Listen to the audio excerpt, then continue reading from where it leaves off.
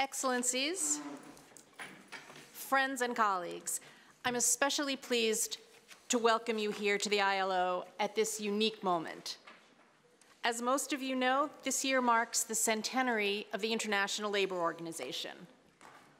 For 100 years, the ILO has pursued its constitutional mandate for social justice and decent work.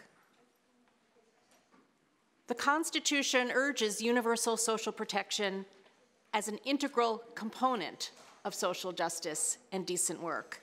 And we're delighted that we can start our second century with all of you coming together around a global commitment to achieving universal social protection by 2030. Today, despite impressive progress in building social protection or social security systems in many countries, more than half the world's population still has no access to at least one social protection benefit. That's an astounding 4 billion people, a number that underscores the work we have to do in a short amount of time. And if we consider the whole range of social protection areas, the 9 branches, from child and family benefits to old age pensions, only a third of the world's population is covered. So there's a lot to be done. I want to thank you for coming here today to share your experiences about how we can, and in fact, how we must, achieve progress and accelerate our progress towards making the human right to social security a reality for everyone, and to make sure we achieve universal social protection by 2030. This is what we are jointly committed to change with the Global Partnership for Universal Social Protection to achieve the Sustainable Development Goals. A mouthful, but USP 2030 for short. The global commitment embodied in the 2030 Sustainable Development Agenda could not be more clear. Universal social protection is indispensable for preventing poverty and reducing inequality, for facilitating access to health and education, promoting gender equality, and achieving decent work. Over the past years, in recognition of the importance of social protection, an increasing number of UN agencies and other development partners have come together in the urgent effort to provide adequate protection for everyone around the globe. And this is where USP 2030 comes in. Launched by the World Bank, the ILO, and many other partners during the UN General Assembly in September 2016, the Global Partnership for Universal Social Protection supports countries in building strong, equitable social protection systems for all. We share a vision for a world where anyone who needs social protection can access it at any time. Today, the members of the Global Partnership call on all countries to live up to their commitment to develop nationally owned social protection systems for all, including social protection floors, as agreed in the Sustainable Development Goals in 2015. Universal social protection is a human right and a key to sustained, inclusive economic and social development for individuals, for communities, for nations. Many countries have made major progress towards universal social protection, often combining social insurance with social assistance. We're looking forward today to hear more about country experiences in closing protection gaps, including for workers in the informal economy, people in rural areas, persons with disabilities, migrants, and indigenous peoples. We look forward to learning from you throughout the day about your innovative solutions to reaching universal social protection against different life cycle risks, including old age, disability, maternity, work injury, unemployment, sickness, or the inability to earn sufficient income to ensure the well-being of all family members, especially children. Some of these country experiences have also been collected in a volume of universal social protection country cases, and this is available on the table in the room. I also commend this to you in the online version at usp2030.org. The ILO Constitution warns us that poverty anywhere is a threat to prosperity everywhere. While governments are best placed to find innovative solutions to extend social protection, the international community also has a key role to play. Development partners can act as accelerators to roll out successful experiences.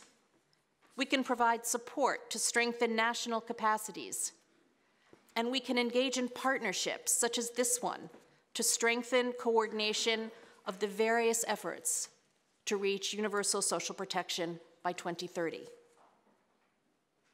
We've come a long way in 100 years in making social protection one of our highest priorities, and we've been able to come our differences and genuinely join forces to build this strong partnership for universal social protection.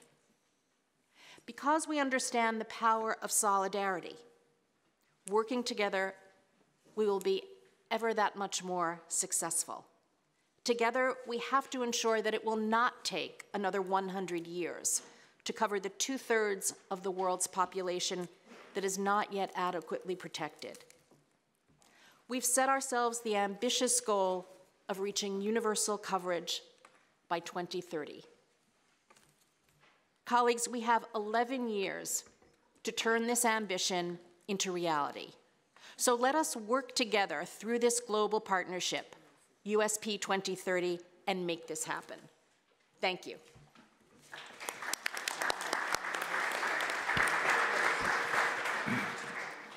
Ladies and gentlemen, good morning. I feel very pleased and honored on behalf of the World Bank and myself to be here with you and co-open this very, very important USP 2030 conference, which promises so much for all of the people in the world and for us. I have a strong sense that we need universal social protection now more than ever. A stronger, ambitious role for governments will be indeed key in helping societies adapt to 21st century challenges in labor markets, technological advances, demographic, and other wide-ranging trends. And those challenges can only be achieved in partnership. USP 2030 embodies a model of how we can really rally and galvanize our best skills and expertise to support countries as they build social protection systems that reach everyone, including in line with national capabilities and while ensuring adequate support according to needs.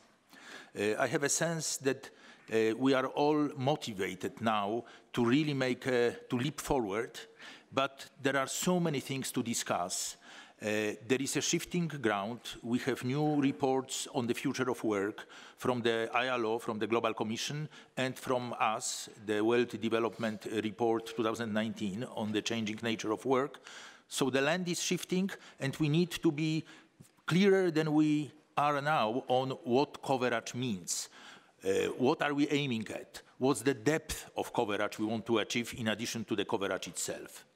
I think this event offers a precious opportunity to share evidence and practices on universal social protection systems. I look forward to our distinguished speakers in this panel and then during the rest of the day as well. Our distinguished speakers will reflect on how universal social protection contributes to sustainable social and economic development, as well as the realization of human rights. They will also show on the significant progress made by many countries in extending coverage, as well as on the role that development partners can play in supporting countries to accelerate progress towards universal social protection. So we have a lot to do today, and I am very pleased to introduce to you our distinguished speakers in the first panel, opening panel. I introduced them all in a row, and then we will have an honor to listen to them. Our first speaker will be, second to my right, Mrs. Michelle Bachelet, UN High Commissioner for Human Rights from the Office of the United Nations High Commissioner for Human Rights. She will be followed to my far right by Mrs. Marietta Jager, Deputy Director General for International Cooperation and Development from the European Commission. We are missing one panelist, Gabriela Ramos. I introduce her now, and we'll be waiting for her. Oh, this is Gabriela coming. Perfect timing, Gabriela. Couldn't be better. Please. On this side, yeah. So, Gabriela just entered the room, Chief of Staff and Sherpa to the G20 from the Organization of Economic Cooperation and Development, OECD. We hope to be joined on video by Mrs. Sharon Barrow, General Secretary from the International Trade Union Confederation. And really, last but not least, our speaker immediately to my left, Mr. Roberto Suarez Santos, Secretary General from the International Organization of Employers. With that, without further ado, I would like to ask Ms. Bachelet to take the floor. Thank you, Mr. Chair, distinguished chairs, distinguished fellow panelists, excellencies, colleagues, friends. Well, it is an honor to speak at this conference and to participate in this effort to ensure social protection for every human being. I'm here as a High Commissioner of Human Rights, but also as former President of Chile twice, and also former Minister of Health. So we deal with a lot of social protection issues. And I was also the chair of the first group that the ILO established on social protection in 2010. So if you can, I tell you all of this just to say that social protection is in my DNA, not only in my heart, but it's in my DNA. So the Global Partnership for Universal Social Protection to achieve the Sustainable Development Goals is an exceptional initiative in support of one of the essential commitments of the Universal Declaration of Human Rights. The partnership has shown that social protection is an essential tool for reducing poverty and a fundamental human right. What is the goal of development? It is to improve the well-being of every member of society. People are not simply the how of development. They need to be the why of development. They are what development is for. True development generates great social justice, reducing inequalities, which erase the fundamental rights of those who are poor or marginalized. So this is the core message at the 2030 Agenda. It is about including everyone with no one left behind, and indeed a priority on reaching those furthest behind. It is about rooting out and correcting the causes of poverty, the multiple human rights violations that deprive people of power, of control over resources, of a voice in the government, economy, and society. The 2030 Agenda is a roadmap for practical and detailed measures which seek to improve our support for the universal human rights of every person, including every individual's right to development. It is an opportunity to defeat poverty, to lift discrimination, level out power imbalances, and realize rights. So our work today will mostly focus on Sustainable Development Goal 1.3, which aims to implement social protection systems and measures for all, and particularly to achieve substantial social protection coverage for the poor and marginalized. SDG 1.3 flows directly from Article 22 of the Universal Declaration of Human Rights, laying out the right to social security. That right includes access to adequate and affordable health care and income security for the elderly, unemployed, sick, injured, for people with disabilities, in need of maternity care, or in other situations of vulnerability so that they can retain their fundamental right. These are profound and foundational commitments. ILO has done a tremendous job in researching and showing evidence that even the poorest countries can afford a universal social protection system through the social protection floor approach in the past. For example, an ILO study from 2017 indicated that a social protection system including allowances for all children, maternity benefits for all women with newborns, benefits for all persons with severe disabilities, and universal old age pensions cost an average just 1.6% of GDP. A range of developing countries have already established universal social protection, and many of our speakers today have experience of setting up measures for social protection in resource-challenged situations, as I do. We can speak to the very powerful effect these systems can have in curbing poverty and marginalization, reinvigorating the economy, and upholding human dignity. There are also wide-ranging ripple effects which extend across society. Human rights are the drivers of peace, security, confidence, resilience, and public trust. If you see any conflict in the world, in the base of those countries, you will find inequalities, that through social protection systems, you can deal with many of them. Inclusive, participatory societies benefit from the skills of everyone. And when essential services are provided, such as adequate and accessible health care, education, and housing, everyone reaps massive economic, political, and social benefits. Conversely, societies which exclude groups of people from essential opportunities and resources are holding back the ability of the entire nation to develop to its full potential. And this is something that when I was at UN Women, we used to speak why women should be given all the opportunities, not to lose that half part of humanity. And because South America is a place in the world that loves football, I will always use the message that you will never win a game in football if you play it only with the half of your team, of the players, isn't it? So the same happens for women.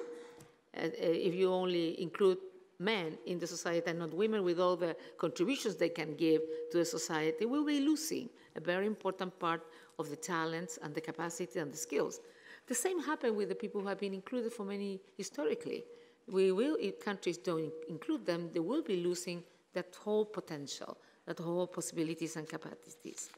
So when you have societies that exclude people from all these opportunities, this violation of fundamental economic, social, and cultural rights breed grievances and tensions that are deeply corrosive for social harmony and can give rise to conflict. Excellencies, 821 million people go hungry every day, according to FAO. Youth unemployment is rising. 70 million young people were unemployed in 2017. Short-sighted austerity measures are eroding social protection systems with short-term cost-saving measures that ignore human rights obligations and commitments to realize the SDGs. We need to encourage national leaders to ring-fence budgets to ensure that rights are promoted and that essential services remain accessible, even in the case of budget cuts.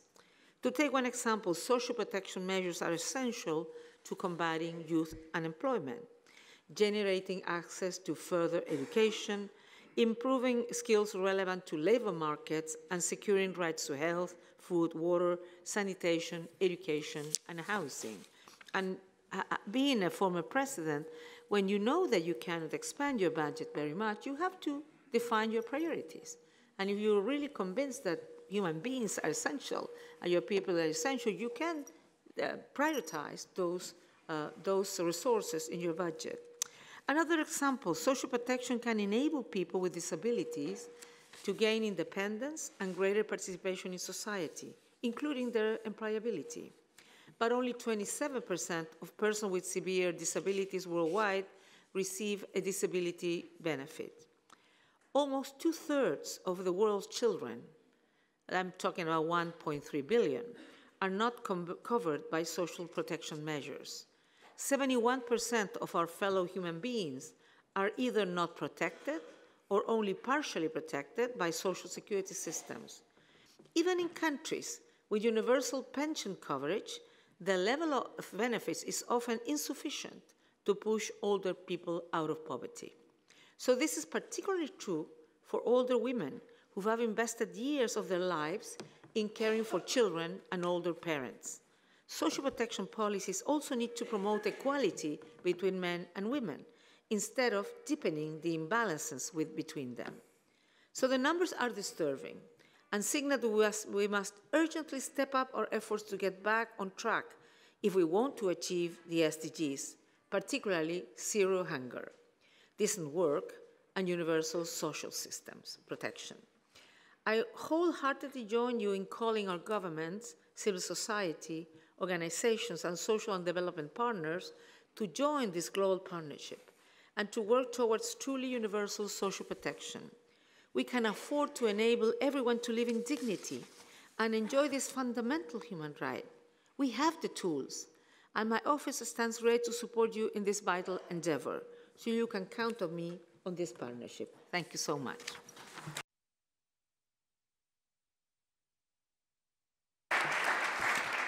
Thank you very much, Ms. Bachelet, and we now move to Mrs. Marietta Jager from the European Commission. Thank you very much, Mikhail, chairpersons, Michelle, ladies and gentlemen, excellencies. It's an enormous honor and pleasure to be part of this distinguished panel, and I'm humbled to sit next to Michelle. But first of all, let me thank ILO for hosting us, and let me thank the OECD for co-organizing this important conference. As you may all know, the social protection represents a key policy area for the European Union, internally and externally. And we believe that the social protection as the multi-sectorial policy instrument indeed needs a global vision.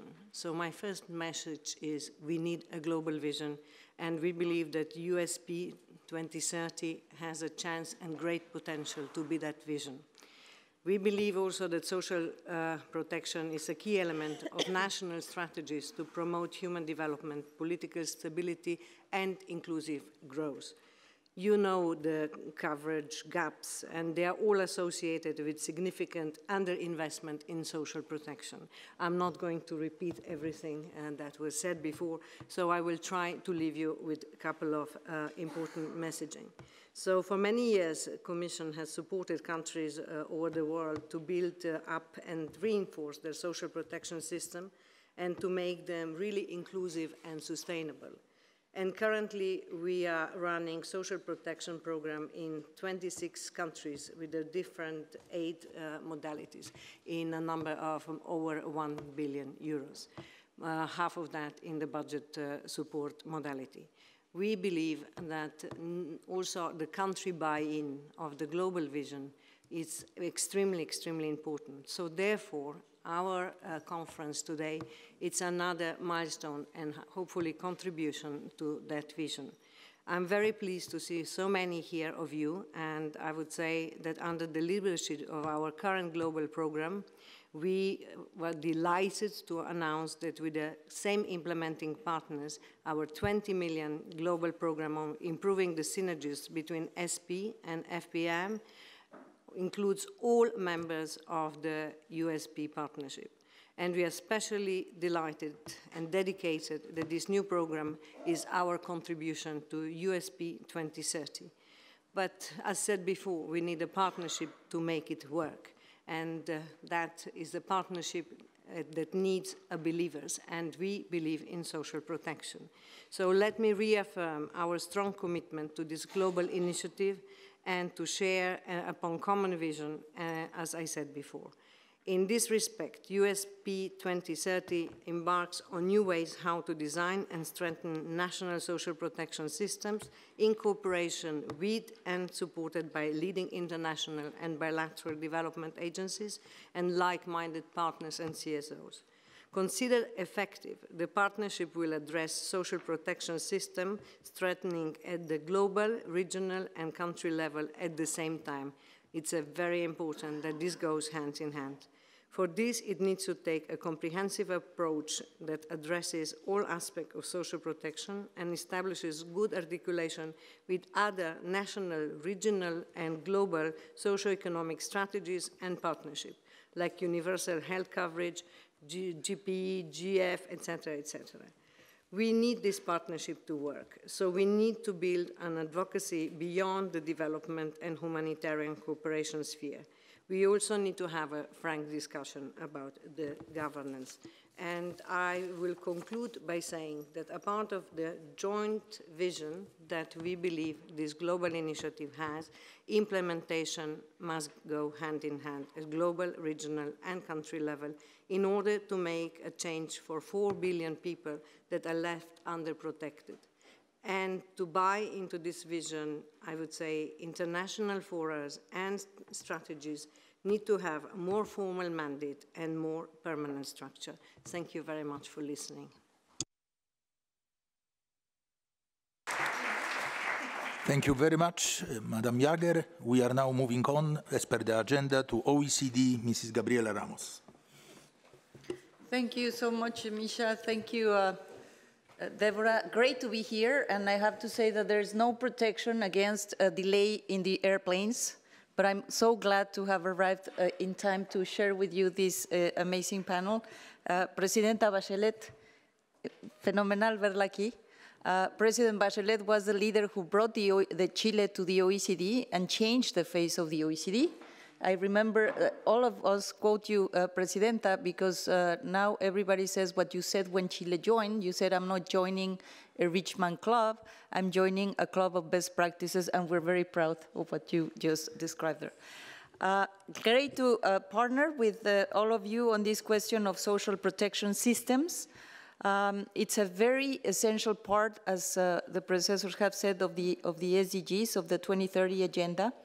But it's also so important in the context we are living now, in the context where people feel completely unsecured, in the context in which vulnerabilities have increased, inequalities have increased, not only of income, but also opportunities, wealth, and we really need to take a great look at how do we build up protection systems and social policies that help us advance in much more egalitarian and fair outcomes.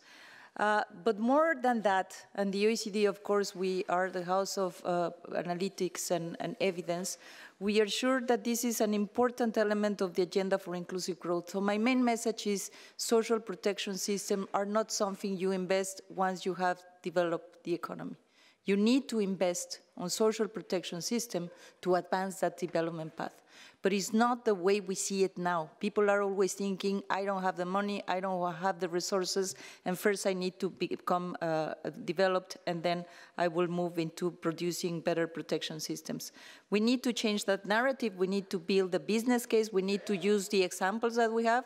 Brazil's social assistance programs have significantly reduced inequalities and have reduced poverty gaps by 23%.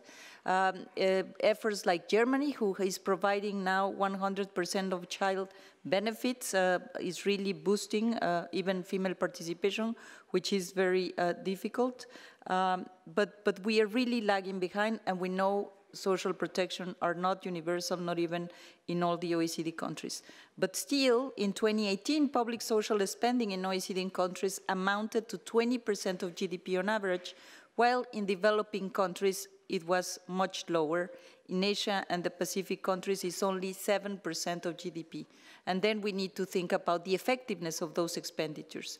But even the levels are very low, and they result in far from universal coverage.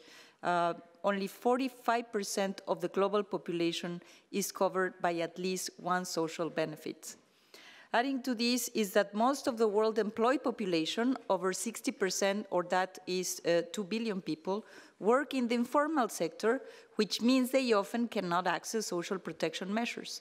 In developing economies, 90%, like Africa and Asia, 90% of people in the informal economy are participating in the formal economy, compared to 18% in the developed countries. And I have to say, in my own country, Mexico, we are looking into these issues. I completely agree. There is a gender angle. There's always a gender angle in these agendas.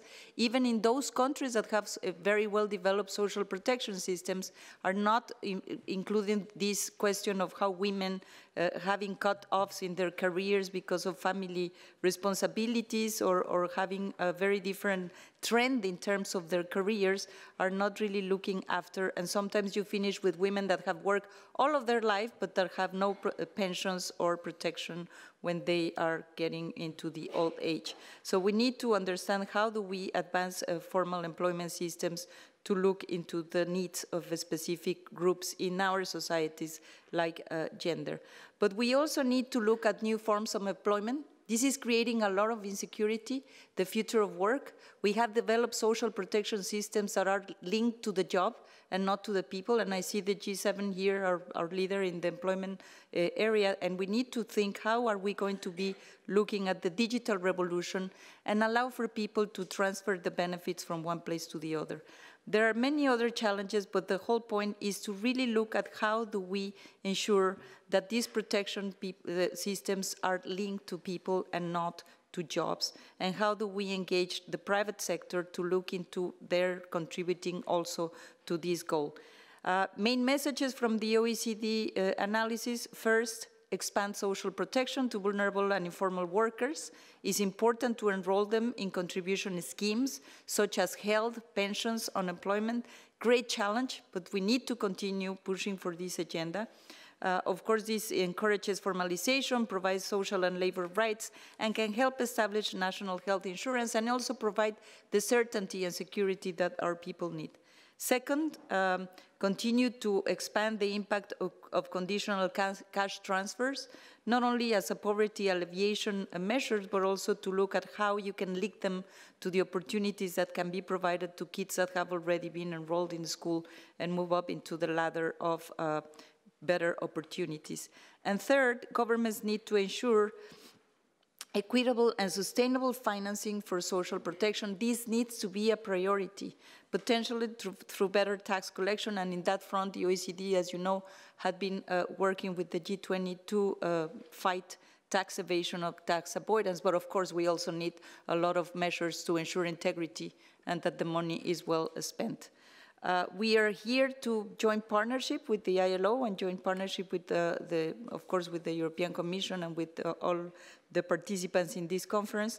We are going to be issuing a report that is, can social protection be an engine for inclusive growth? But we're trying to build this business case in which we encourage politicians and we encourage policymakers to think about social protection as an investment for development and not the other way around.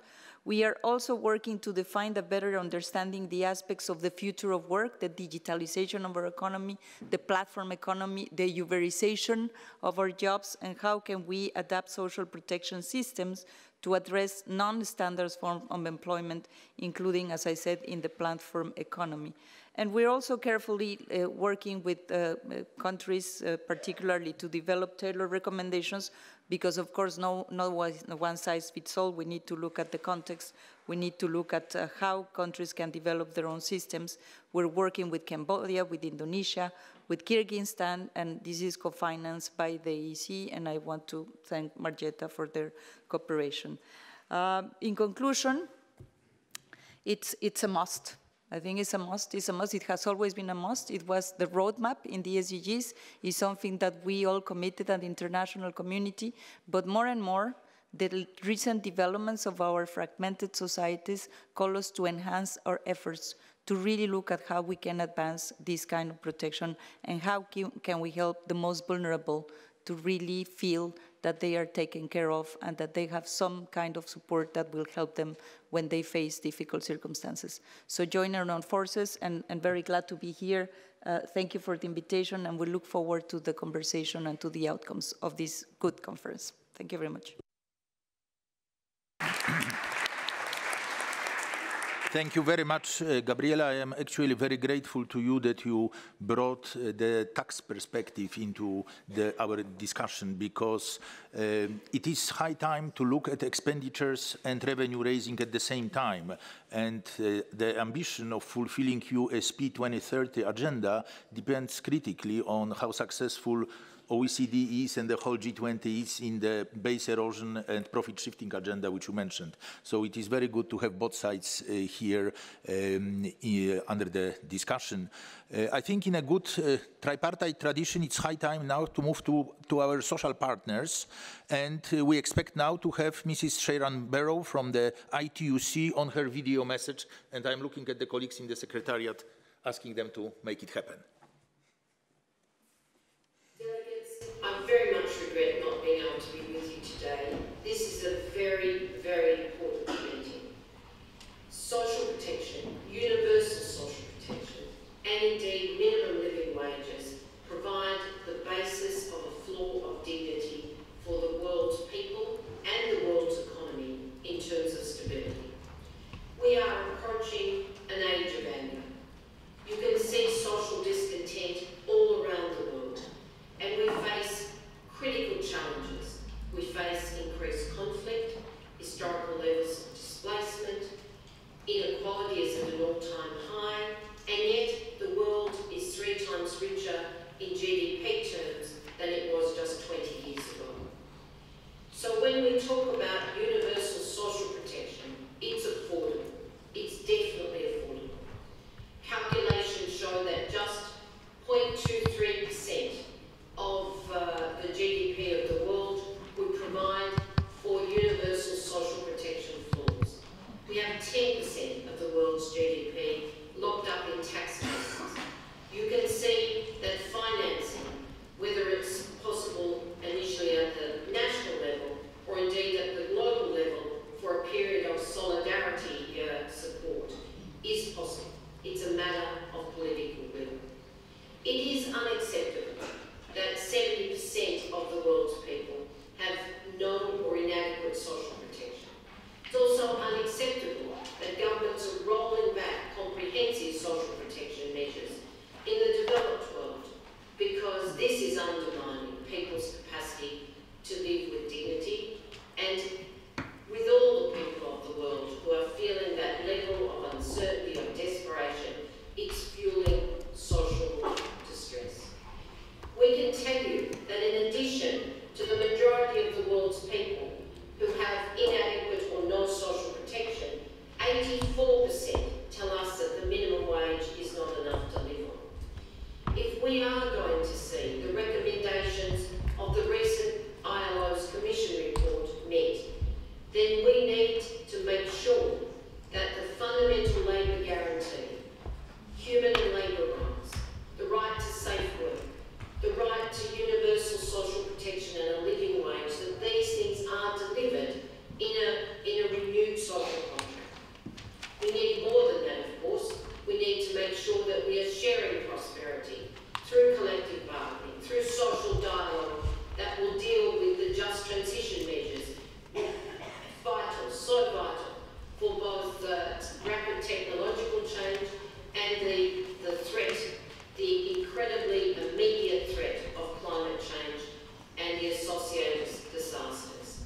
There is no doubt, though, starting with universal social protection, ratify Convention 102 and of course Universal Social Clause 202.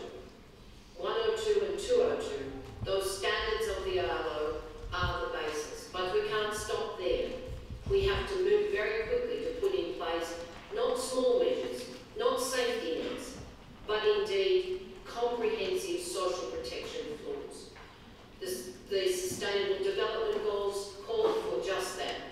Agenda 2030 must be met, and we are not making enough progress. So the ITUC stands with you all to deliver universal social protection for everyone.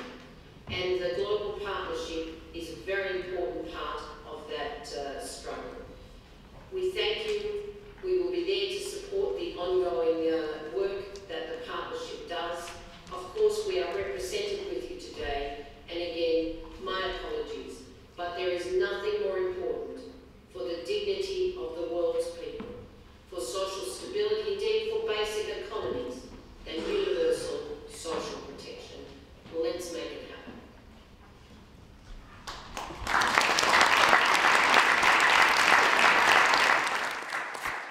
finally, our last but not least speaker this morning comes from the International Organization of Employers, Mr. Roberto Suarez Santos. The floor is yours, please.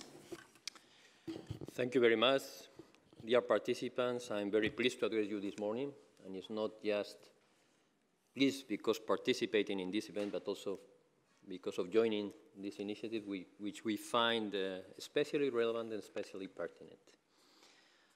I want to thank the organizers, of course, OECD, World Bank, ILO, and all those that have been involved in this good démarche. Because at the end of the day, the objectives of the SDGs are objectives that are also shared by business and by employers. And I would like just to refer to that as a complement of what others have said. We in IOA will be making our centenary next year. We were created when the ILO was created. We are now more than ILO, but at the end of the day, when we are reminding why we were created, we thought, well, it was not just to defend free enterprise, which is our main value, free market, but also because of a social commitment. At the end of the day, ILO also was created because of an initiative of industrialists 100 years ago. They believed that there are some social values that make a difference in terms of competing field, but also in terms of making a better world at the end of the day. And that's what we also have to refresh and renew. And that's also our commitment, which I want to bring here. In our DNA, I mean, Madame Bachelet referred to the DNA. We also have this DNA, this kind of social commitment. To some extent, what we also try is that our network, which is an important network of 150 independent business organizations in more than 140 countries, also take it with them. Sometimes, I have to say, it's challenging, but it's getting there. And when we talked about social protection schemes, when we talk about universal social protection, when we talk about social protection floors, we talked about individuals, we talk about workers, but let me recall why social protection is important for us, for business. And it's not because businesses are the main funders of many of the social protection systems. It's not because social protection schemes have a financial component, which is not minor at all. It's not also because companies' sustainability and CSR programs play an important role. It's more and more because, and I think that you, Madame Ramos, referred to that, we are in the era of the future of work. We are in the era of a new reality in which individuals and companies are affected. Now, this fashionable work in a disruptive manner by the digital era, by artificial intelligence.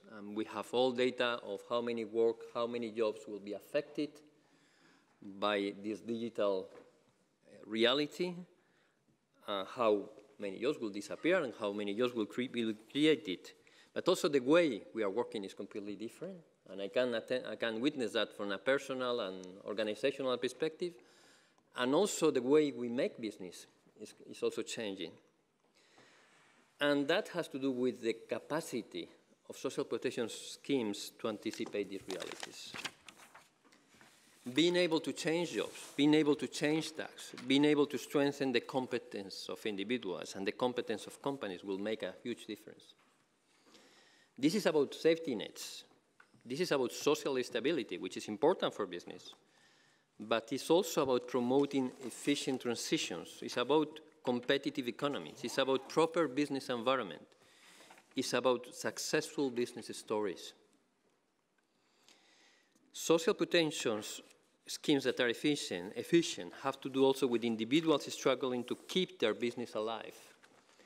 Sometimes SMEs that have strong difficulties to create wealth, to create decent jobs in the middle of challenging environments, sometimes in developing economies with huge informal economies. Many of these workers and many of these companies will more and more depend on social protection schemes which work and which are efficient.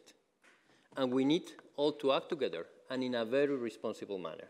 I mean, it's time to be ambitious, but it's also time to be very responsible, not just words at the end of the day. What we have to say is what we have achieved and what we are delivering in the very short term.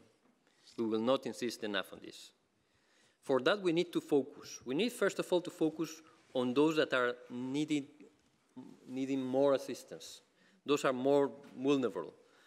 We need also to focus on those that need really to encourage employability, to provide individuals with a great sense of security, but supporting them to move from job to job when it's needed, and to also have access to some basic safety nets.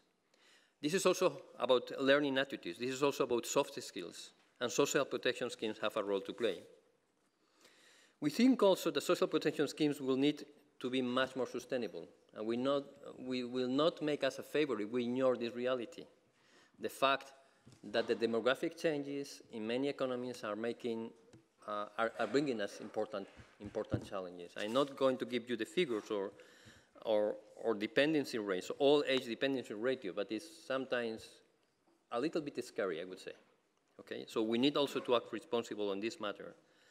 And we also need to learn from those countries that have already made a successful journey in developing social protection schemes, or those that are facing sustainability challenges and have learned also from their mistakes.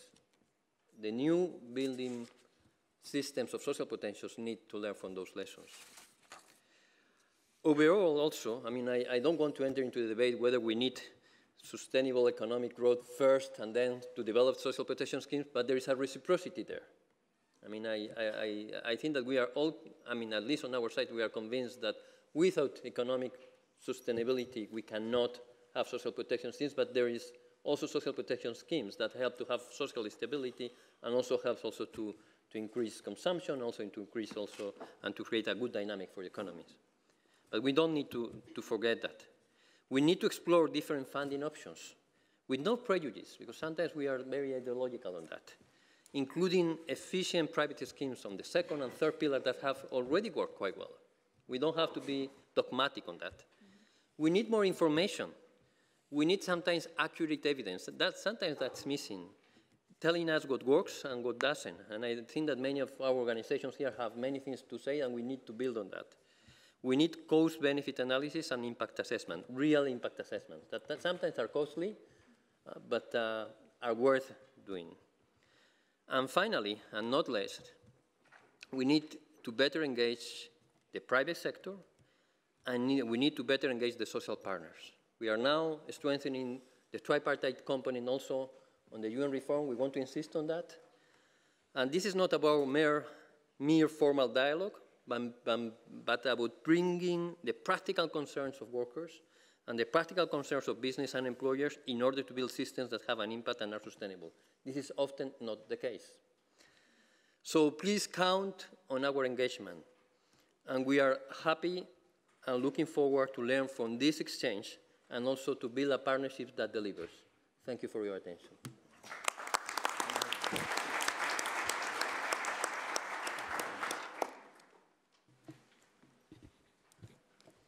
First, I want to thank all of our panelists today for their very rich and thoughtful comments about the need for social protection across the world.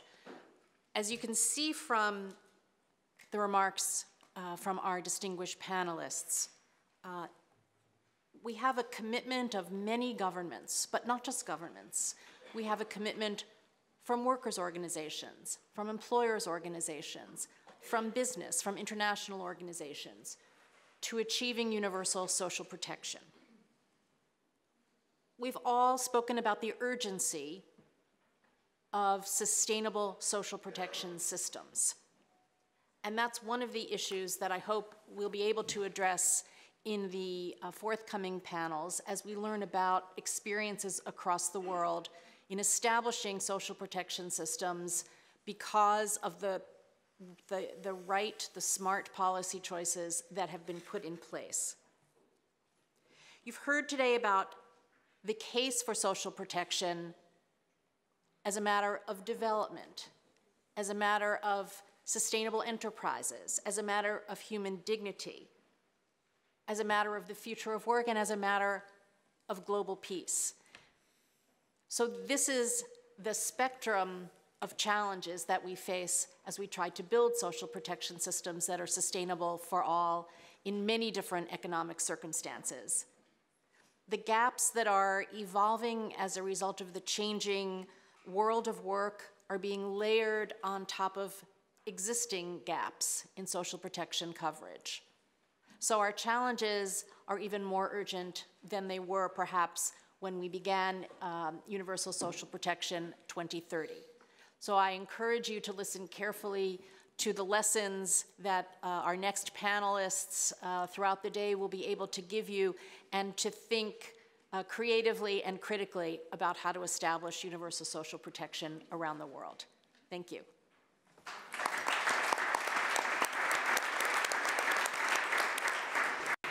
Ladies and gentlemen, that concludes the opening session, and we immediately move to the next session that will be moderated by Mr. Benjamin Davis from the FAO. Thank you very much indeed.